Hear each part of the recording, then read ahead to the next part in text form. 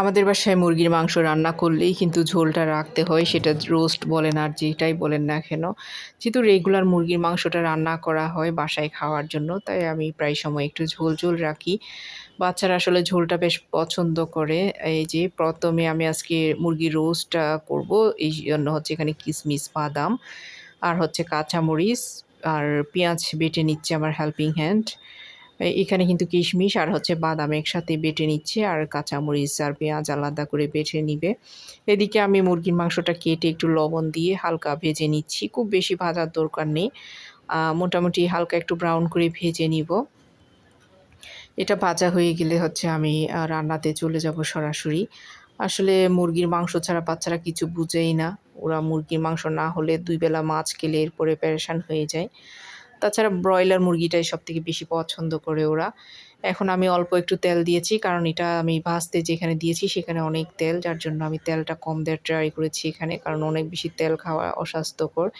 কিশমিশ বাটা, বাদাম বাটা, পেঁয়াজ বাটা, তারপর হচ্ছে এখানে কাঁচামরিচ বাটা, রসুন বাটা সব কিছু দিয়ে দিয়েছি। দিয়ে এটা একটু নেড়ে চেড়ে নিচ্ছি।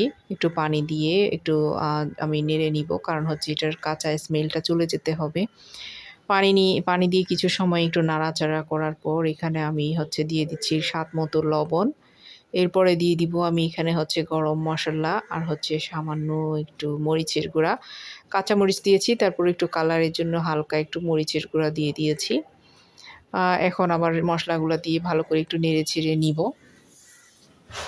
নাড়াচাড়া হয়ে গেলে আমি একটু পানি দিয়ে ভালো করে একটু নেড়েচেড়ে কষিয়ে নিব মোটামুটি। মসলা যত ভালো কষানো যাবে, রান্নার টেস্ট তত বেশি ভালো আসবে।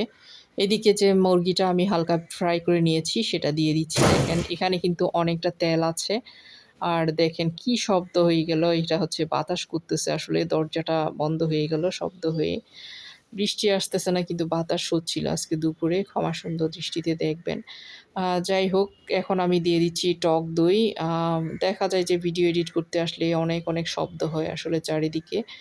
তারপর হচ্ছে টমেটো সস আর টক দই ২ টেবিল চামচ করে দিয়েছি, ১ টেবিল চামচ করে আরকি। এখানে জয়ফল জয়ত্রী গুঁড়ো দিয়েছি খুবই সামান্য 1/4 চা চামচেরও কম। খুবই সামান্য দিতে হয় আসলে, এগুলো বেশি দিলে খাবারের টেস্ট নষ্ট হয়ে যাবে, তিতে হয়ে যাবে। আমি এখানে কোনো চিনি দিই নাই, কারণ হচ্ছে কিশমিশের মধ্যে অলরেডি চিনি আছে, মিষ্টি আছে আরকি। তারপরেও আপনারা চাইলে একটু চিনি দিতে পারেন, অথবা এই পর্যায়ে আপনারা পানি না দিয়ে তরল দুধ দিয়ে দিতে পারেন। আমি পরবর্তীতে হচ্ছে পাউডার মিল্ক এড করেছিলাম। সেটা আর ভিডিওতে নেওয়া হয় নাই। আসলে অনেক বেশি ঝামেলার মধ্যেই থাকি সবসময়। এই যে মোটামুটি রান্নার শেষের দিকে চলে এসেছে। দেখেন ঝোলটা একটু ঘন, ঘন এভাবেই গ্রেভিটা রাখলে হচ্ছে এটা খেতে আমার বাচ্চারা পছন্দ করে। আপনারা চাইলে অল্প ঝোল রাখতে পারেন, যেভাবে রোস্টে ঝোল রাখা হয় আরকি। আর পেঁয়াজ বেরেস্তা দিয়ে দিতে পারেন এই পর্যায়ে।